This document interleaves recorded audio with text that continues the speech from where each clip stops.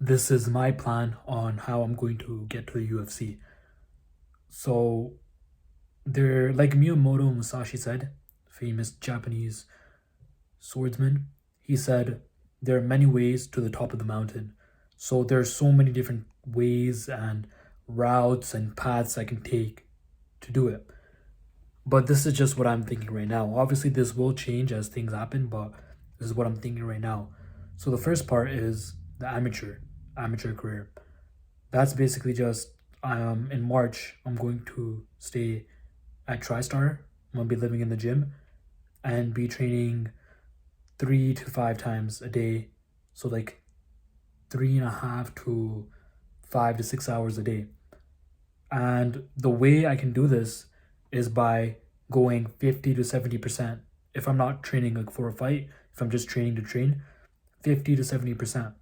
This way I can get all the techniques, download them into my brain, do them slowly and right form and everything, and not be sore the next day and still be able to train 3 to 6 hours again the next day. And I plan to do this as long as I can. Obviously, once I start doing that, I'll see if adjustments need to be made. But for the most part, I'll be doing that. And at the same time, I will be doing my shoulder strength and mobility and knee strength and mobility. Since those, for me, I think those are the most important things I need to do. So I'm going to be doing those as well. Just making sure, injury prevention and just strengthening the muscles and ligaments around the joints. So now that's out of the way. How I actually plan to do it in amateur. So as I said, I'll be moving out to TriStar, which is GSP's gym. I'll be moving there in March for 1 whole year. So March 2024 to March 2025. And the plan here is to just fight as many amateur fights as possible.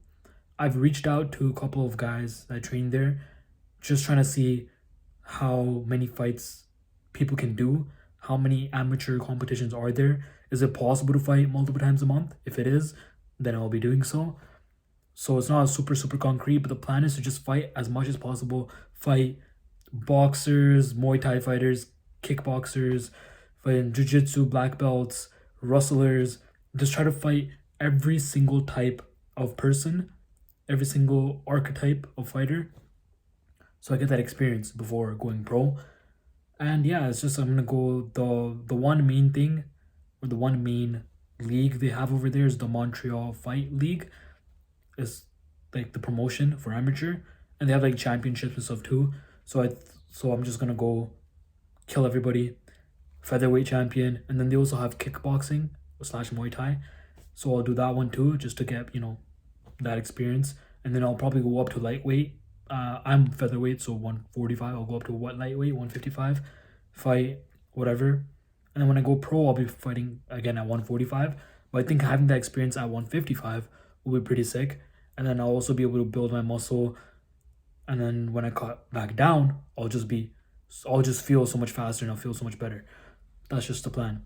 And then when you're pro, the main thing is getting onto a promotion that you've seen people from the UFC go to that promotion, and they go to the UFC. So UFC is actively looking at this place. So this will be places or promotions that are on Fight Pass, UFC Fight Pass. And the main one I can think about right now is Unified MMA. Dana White actually went to the one in Toronto, Unified MMA number 55 for UFC 297. It was the next day, so Dana White actually watched the fights to scout fighters. I don't think he was given anyone a contract from that, but the fact that he went there, that connection is there.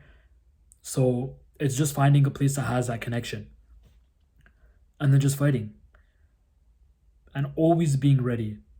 That's the one thing I've seen so many people. The main thing they say, Chael Sonnen, GSP, Firas Zahabi, Miles Jury, is that his name? Whatever. Like that one guy whose whole YouTube channel is him. He used to be in the UFC, and then he talks about how to go to the UFC. Everyone gives you the same advice, and the main one is just being ready, being close enough to your weight so that if you have the fight the next week, you can cut easily. So always being ready.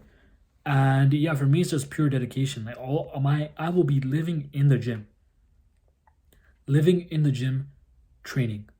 And when I'm not training, I'll be doing like the little bit of work that I have to just maintain money from appointment setting and other things, just to make sure I can continue to pay for like food and stuff.